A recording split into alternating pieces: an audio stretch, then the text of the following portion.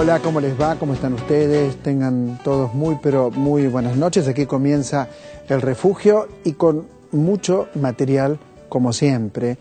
Vamos a hablar de cine, vamos a hablar de libros y comienzo mostrándoles este libro, Argent Lix.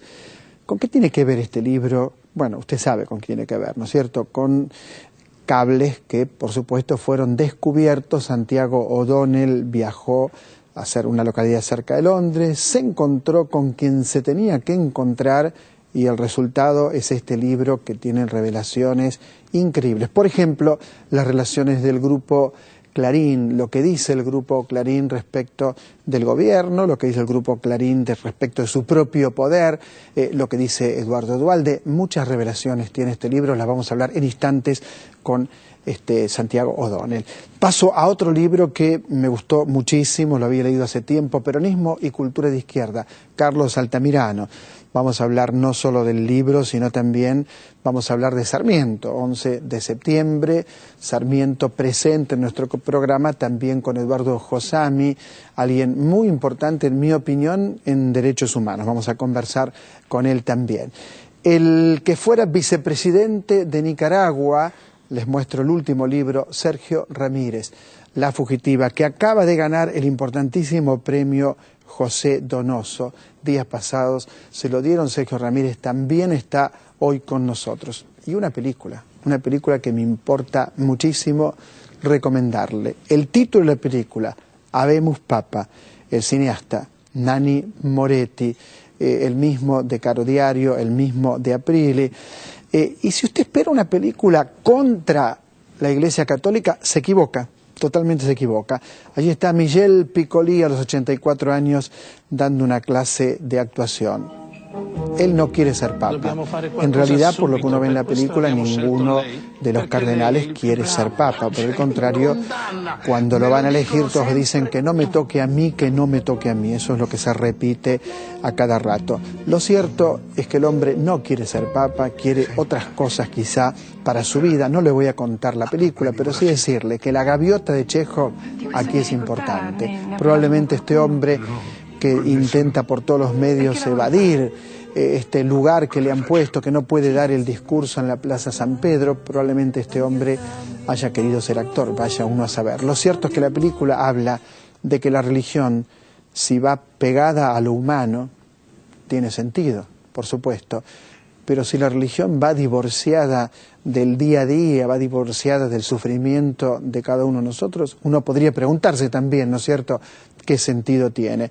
Nanni Moretti hace el papel del psicoanalista que trata de analizar al Papa, pero claro, lo analiza rodeado de todos los cardenales, lo cual se hace muy difícil para un tratamiento psicoanalítico. Mercedes Sosa en la película, no nuestra querida negra en persona, pero sí a través de ese tema excepcional que es Todo cambia y los cardenales bailando. Mucho material para pensar en lo que significa decir no, para pensar en que cuando uno toma una responsabilidad debe hacerlo a partir de los sentimientos más profundos, de las convicciones más profundas y de saber si realmente puede.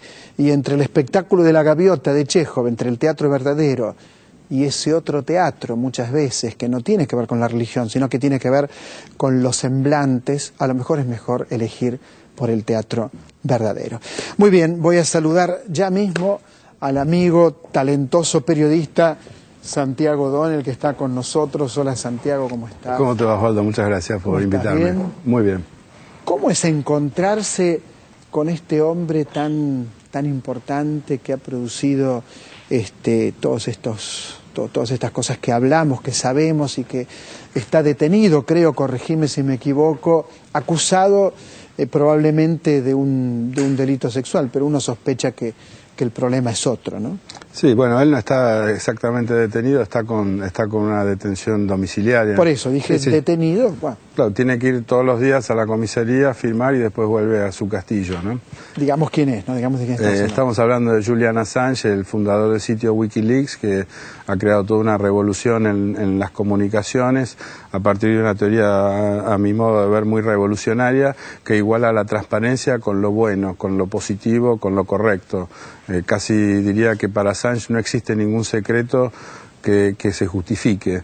Me parece que es una teoría muy radical, pero que de alguna manera responde al hecho de que cada vez hay más secretos en la sociedad, las corporaciones cada vez ocultan más cosas, entonces viene como esta contraola de querer que todos los gobiernos, todas las informaciones estén online, que las empresas le cuenten a sus empleados cuánto ganan, porque también pueden compartir o no las ganancias, que las organizaciones sociales transparenten sus números, sus actividades. Es imposible hablar de todo el libro, ¿no? Pero, por ejemplo, me impacta la seguridad que tenía en un momento, por lo menos el Grupo Clarín, de poder influir tanto en la sociedad como, llegado el caso, perjudicar muchísimo a un gobierno, en este caso el gobierno kirchnerista, ¿no es cierto? Sí, yo me quedé pensando a veces, ¿no? Si era como una especie de sobreactuación del Grupo Clarín para fanfarronear delante de la embajada o si realmente hablan así con todo el mundo, pero como decís vos, Osvaldo, impacta un poco la manera así casi desinhibida con que dicen prácticamente que son los dueños de la Argentina o que manejan todos los mercados importantes, no compran más radios porque no les interesa, en los canales de televisión son de ellos, la estrategia de Internet la tienen, y que todos los gobiernos que han intentado debilitarlos les ha ido muy mal, y que ellos no iban a dejar pasar la ley de medios, que no tenían ninguna chance de salir, y hasta burlándose de Gabriel Mariotto, actual candidato a vicegobernador, que en su momento dirigía el Confer y después la entidad que sucedió al Confer, decía, bueno, está de gira por provincias poco importantes como Tierra del Fuego, como diciendo, lo mandaron a pasear porque el gobierno no se toma en serio esta iniciativa, ¿no? Ahí queda muy claro la relación del Grupo Clarín con sus negocios, ¿no? Queda muy clara. Sí, eso también es muy interesante cómo la embajada estadounidense tiene una idea muy positiva de Clarín como compañero de negocios y usan las palabras, son muy buenos para hacer negocios y sin embargo le están criticando constantemente sus prácticas periodísticas, o constantemente lo hicieron en muchos cables, porque y siempre con la misma razón, que dice que el Grupo Clarín los hace pelearse con el gobierno, y realmente creo que una lectura de estos 2.500 cables demuestra que la relación del gobierno con Estados Unidos y con la embajada es mucho mejor de lo que por ahí la gente cree, ¿no?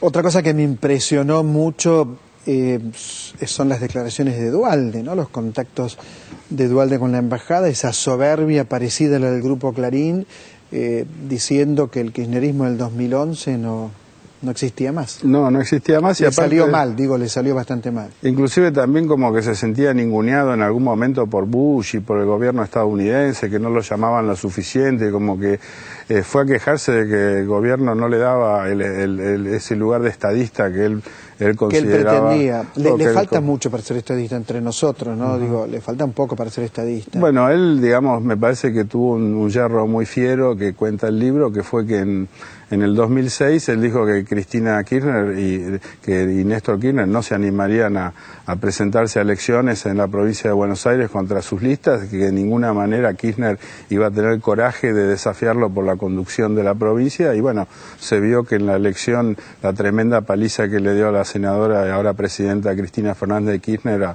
a la esposa de Duhalde, la senadora Chiche Duhalde. Bueno, son incomparables, ¿no? Me parece, digo, más allá de lo que uno pueda pensar, me parece. Pero el dualdismo llevaba 20 años de un manejo muy férreo de la provincia de Buenos Aires, se ha escrito mucho del aparato que tenía, ¿no? Que en ese momento, por lo menos Duhalde estaba convencido de que era invencible. Y después me llamó muchísimo la atención, ahora que es uno de los principales candidatos en las elecciones presidenciales, que él hace 2 años, creo, decía que él estaba demasiado viejo para ser presidente y que también era demasiado viejo Reutemann y que sus candidatos eran Macri y Solá. Exactamente, está claro en tu libro esto.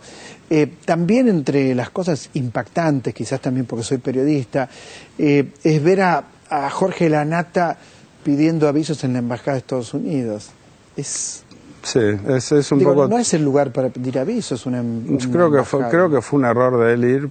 Por supuesto, yo lo tengo considerado como un eximio editor. Creo que lo mejor que ha dado la Argentina en mucho tiempo, más allá de que algunas cosas que dice o hace no estoy del todo de acuerdo. pero me parece tampoco que se merecía el trato que le dio la embajada, digamos, medio lo trataron, no quiero usar una mala palabra en tu programa, pero como que lo ningunearon un poco, ¿no?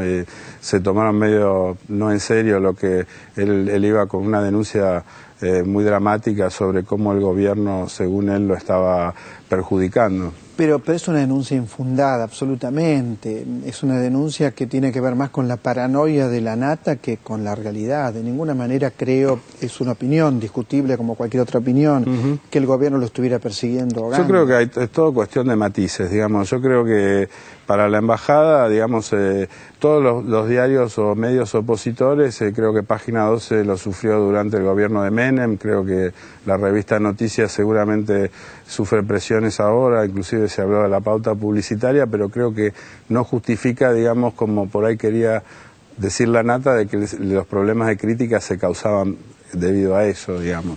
Digo, me parece que Crítica nunca prendió en la gente, es decir, nunca fue un éxito como sí lo fue Página 12 y como de alguna manera lo sigue siendo. Puede ser, ¿no? Que a partir Puede de ser, ahí... pero él fue muy concreto, él dio nombres y apellidos, él dijo que el accionista Figueras había sido presionado por el gobierno para no conseguir nunca más un contrato si seguía en el diario, él dijo que el empresario Coto ponía avisos pero pedía que no salgan en el diario porque si no sería perjudicado, y él nombró a Albistur, a Devido y a Néstor Kirchner como los encargados de hacer una campaña en su contra, y creo que hay otros periodistas, Luis Majul, que han también denunciado cosas. Yo no sé si es correcto ir a un gobierno extranjero a decirlo, creo que él en este momento también pensará que no fue su mejor decisión, y también, como digo, la embajada dice, bueno, hay países donde prohíben internet, hay países donde hay periodistas presos, digamos, ellos consideraron que no era un caso de la seriedad que ameritaba una intervención de un gobierno extranjero. ¿Qué fue lo que más te impresionó de toda esta cantidad tan importante de cables que tuviste, que tenés en tus manos, que tuviste en tus manos y que aparecen aquí en el libro? Mira, a veces me preguntan mucho eso y a veces cambio la respuesta según el día y siempre pienso que soy injusto con muchos cables. A mí, por ejemplo, toda la trama de cómo se legalizó la marihuana en la Argentina, cómo los distintos funcionarios que estaban a favor y en contra, cómo iban cambiando de parecer. Eso me pareció como interesante, anecdótico, muy interesante porque cuenta mucho también internas dentro del gobierno. Como impacto para mí fue muy impactante leer lo de la AMIA, me pareció que hay un nivel, digamos, de... No sé si servilismo será una palabra demasiado fuerte, pero realmente parecía que la embajada americana le decía exactamente a los funcionarios judiciales qué es lo que quería que hagan en la causa y ellos lo hacían, y cuando no lo hacían llamaban para pedir perdón y cuando lo iban a hacer llamaban para avisar que iban a hacer lo que ellos querían, y bueno, eso me impactó mucho, pero una vez que uno aprieta la letra Clarín y aparece Mañeto con esas declaraciones y aparece Aranda diciendo lo que dice, de que la ley no va a pasar, y aparece el embajador diciendo Clarín tiene el poder para voltear gobiernos, y lo primero que hace el embajador en la mañana es leer la tapa de Clarín para ver si lo va a meter en una pelea. Ahí está el punto, fíjate, es muy fuerte, ahí ¿no? está el punto central, Santiago, porque, por ejemplo, La Nación, incluso vos lo decís en tu libro, y Página 12, por ejemplo, hacen periodismo.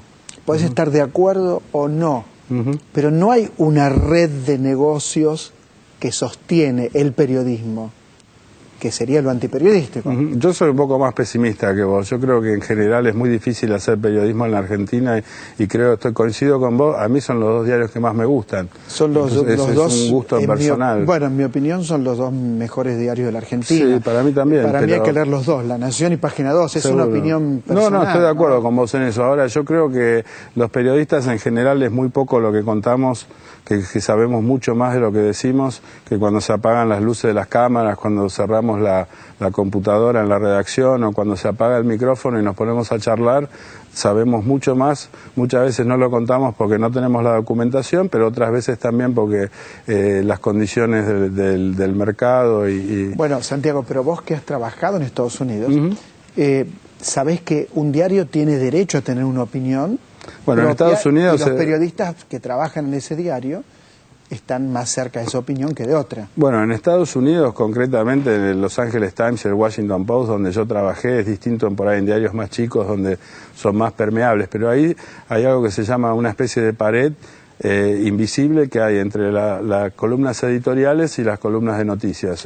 Un diario puede opinar lo que sea, pero de ninguna manera se le dice a un periodista esto no lo podés escribir porque por la línea editorial. O sea, se manejan criterios absolutamente periodísticos y todos los temas ideológicos o editoriales quedan para la sección editorial. Entonces podés tener un diario que, por ejemplo, está inclinado a la izquierda, pero de ninguna manera le van a decir a un periodista tenés que escribir una nota de este estilo. Por supuesto. Pero tiene una línea editorial, Claro, pero no se pasa tanto a las noticias, por lo menos hay un esfuerzo muy grande de los diarios de que la opinión editorial no influya en lo que, porque ellos creen mucho más en la objetividad que creo que vos y yo, digamos, ellos creen que puede haber objetividad. Yo lo que digo es que la objetividad obviamente no existe, pero ¿qué hay de malo intentar ser equilibrado, darle al que piensa distinto un lugar? Escuchar dos voces por yo lo creo menos. Que enriquece, ¿no? Que si no terminamos con noticias, personajes que son blanco y negro, acartonados, bidimensionales, ¿no? Y me parece que cuando podemos contar un poco más, la realidad es más compleja, somos más creíbles y ahí más relevantes. Totalmente de acuerdo con vos. Ahora, fíjate que en tu libro también uno percibe de qué manera, con cuánto desprecio que tratan a los países, ¿no? En este caso la Argentina, cómo se sienten, bueno, el gobierno norteamericano trae su embajada por encima del país, como si todavía hubiera algo de la corte imperial presente. Sí, o sea, me gustaría pensar que en Paraguay o en Bolivia no sienten lo mismo que sobre la Argentina, pero probablemente también así sea, ¿no? O sea, obviamente que el poder, como sabes, corrompe y el poder absoluto corrompe absolutamente, ¿no? Me parece que cuando uno tiene todas las bolitas, suele jugar de una manera que para uno que no las tiene resulta muy chocante. Yo creo que el nivel es muy desparejo de cables y he tratado por eso de contextualizarlo. Los cables que me parecen sonsos o mal escritos lo digo, pero también me parece que hay análisis de muy alto nivel y muy bueno y también lo destaco. Me parece que depende mucho de qué diplomático escribió el cable. Exactamente, inclusive, si sabía escribir o no. No, pero inclusive fíjate que hay una serie de cables muy interesantes sobre líderes piqueteros, que me parece que muchas embajadas por ahí no son tan sensibles a este tipo de fenómenos de movimientos sociales y inclusive me parece que lamentablemente también cuento ahí un episodio en que la embajadora Martínez fue escrachada en Mendoza y a partir de ahí ese entusiasmo que tenían por los movimientos sociales se les terminó. ¿Te sorprendió el éxito de tu libro? Sabes que va primero en ventas en las últimas listas. ¿Te sorprendió? Mira, te digo la verdad, obviamente, no pensé que iba a ser tanto, pero me pareció que la información, sobre todo del Grupo Clarín, ya era muy fuerte y sobre todo me parece que por un lado el libro, y me da un poco de modestia, no lo escribí yo, lo escribieron los diplomáticos y por otro lado me parece realmente que lo vendieron los medios al no publicar esta información. Los grandes medios, El País de España y los medios de Argentina también tenían esta información y no la publicaron y creo que ellos son los responsables de que este libro sea tan exitoso. Santiago O'Donnell, muchas gracias, mi admiración, muchísimas gracias. No, Osvaldo, la verdad que estar acá es un gran honor. No. Santiago O'Donnell y un libro imperdible, se lo digo de verdad, imperdible. Hay mucho material en El Refugio, recién comienza, quédese en la televisión pública.